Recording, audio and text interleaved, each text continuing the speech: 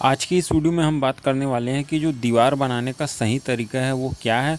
और कई ऐसे जो मकान के मालिक होते हैं जो पहली बार मकान बनवाते हैं, ये वीडियो उनके लिए काफ़ी इम्पोर्टेंट होने वाला है, क्योंकि इसमें आपको ये पता चलेगा कि जो दीवार बनाई जाती है उसमें आपको किन किन बातों का ध्यान रखना है। क्योंकि कई बार आपको ये जानकारी पता नहीं होने के कारण आप पूरी तरह कॉन्ट्रैक्टर पर और लेबर मिस्त्री पर डिपेंड होते हैं और आपको ये नहीं पता चलता है कि वो कहाँ पे क्या गलतियाँ कर रहे हैं। तो इस वीडियो को देखने के बाद अगर आप पहली बार भी मकान बनवा रहे हैं तो ये वीडियो और ये जानकारी आपके काफ़ी काम आने वाली है।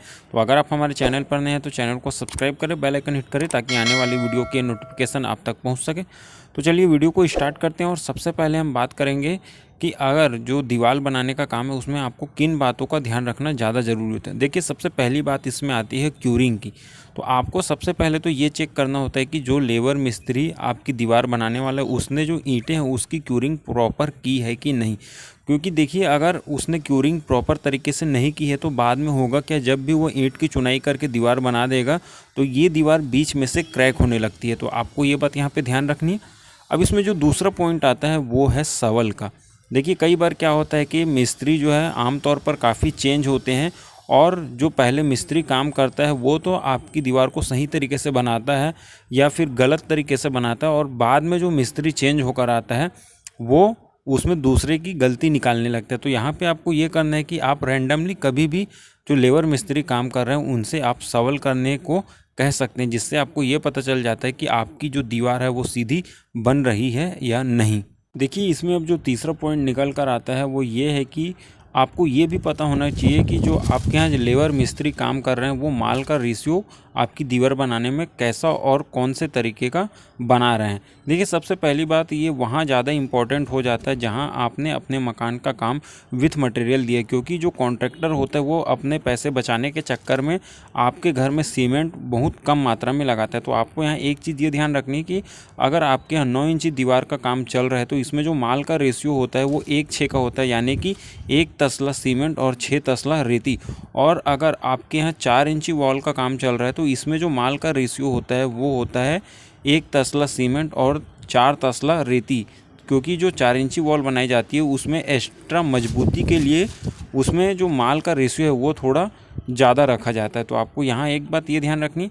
अब इसमें जो अगला पॉइंट निकल कर आता है वो ये कि अगर आप 4 इंची दीवार का काम करवाते हैं तो इसमें जो आपको कंक्रीट बेल्ट होता है, यानी कि जिसे हम डीपीसी भी कहते हैं, आपको ये ज़रूर देनी है। और इसमें जो बार का उपयोग किया जाता है, जो सरिये का उपयोग किया जाता है वो 8 से 10 mm तक उपयोग किया जाता है। तो यहाँ आपको एक चीज़ ये ध्यान रखनी। देखिए, अब जो अगला पॉइंट निकल कर आता है वो ये कि जब भी आपके यहाँ दीवार बनाई जाती है तो आपको इसमें एक बात ये भी ध्यान रखनी जो बहुत अहम होती है। अगर आपके यहाँ 9 इंची दीवार बनाई जाती है तो कम से कम मिस्त्री उसे एक दिन में 5 से 6 फीट की हाइट तक जोड़ सकता है। लेकिन वहीं अगर आपके यहाँ 4 इंची वॉल का काम चलता है तो आप इसे एक दिन में तकरीबन 3 से 4 फीट तक जोड़वा सकते हो। और इसमें 4 फीट की हाइट के बाद आपको कंक्रीट बेल्ट यानी कि डीपीसी ज़रूर देनी होती है। तो आपको ये बात ध्यान में रखनी। देखिए, इसमें जो अगला पॉइंट आता है वो बहुत ही अहम है, क्योंकि अधिकतर लोग ऐसे होते हैं जिन्हें ये शिकायत होती है कि उनके यहाँ जो दीवार बनाई जाती है वो बाद में क्रैक होने लगती है। तो जैसा कि आप यहाँ इस वीडियो में देख सकते हैं कि इसमें जो दीवार बनाई जा रही है वो जो कॉलम है उसके पास से क्रैक हो रही है। तो अब ये क्या कारण से होता है। देखिए, यहाँ पे आपको एक बात ये ध्यान रखनी है कि इस प्रकार के जो फ्रेम बेस स्ट्रक्चर्स के साथ जितने मकान बनाए जाते हैं उनमें होता क्या है कि बीम कॉलम पहले दे दिए जाते हैं और उसका स्लैब की कास्टिंग की जाती है और उसमें जितने भी फिनिशिंग के काम होते हैं जैसे कि वाल खड़ी करना और पेंट और पुट्टी के, ये सब काम बाद में किए जाते हैं। तो ये समस्या, क्रैक होने की समस्या फ्रेम बेस स्ट्रक्चर के साथ जो मकान बनाए जाते हैं उनमें ज़्यादातर आती है। तो यहाँ पे आपको एक काम ये करना है कि जो भी आपके कॉलम होते हैं, जो भी आपकी बीम होते हैं, आपको इसको रफ़ करवाना है, यानी कि इसमें हॉकिंग करवानी है, ताकि जो दीवार बनाई जाती है और उस टाइम जो माल की पकड़ है वो कॉलम के साथ और दीवार के साथ अच्छी तरीके से हो सके। तो आपको ये बातें ध्यान में रखनी है। अगर आप पहली बार मकान बनवा रहे हो या आप फ्रेशर इंजीनियर हो तो भी ये बातें जो हमने इस वीडियो में आपको बताई है वो आपके काफ़ी ज़्यादा काम आने वाली है। तो आज के लिए इस वीडियो में बस इतना ही। उम्मीद करते हैं वीडियो आपको पसंद आया होगा। चैनल पर नए हैं तो चैनल को सब्सक्राइब करें, वीडियो को लाइक और शेयर करें। आज के लिए बस इतना ही। धन्यवाद।